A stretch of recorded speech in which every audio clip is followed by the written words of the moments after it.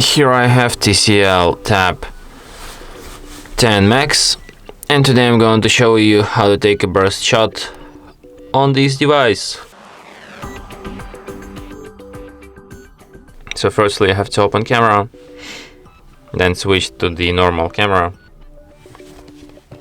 and just hold down shutter button, and after that the burst shot will start. So let me show you. So you just hold it, like right now I took like 20 shots, and here we can review them all.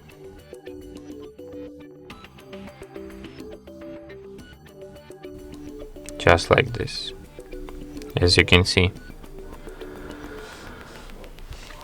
And that's it. Thanks for watching. If you find this tutorial useful, don't forget to hit that like button and subscribe to our channel.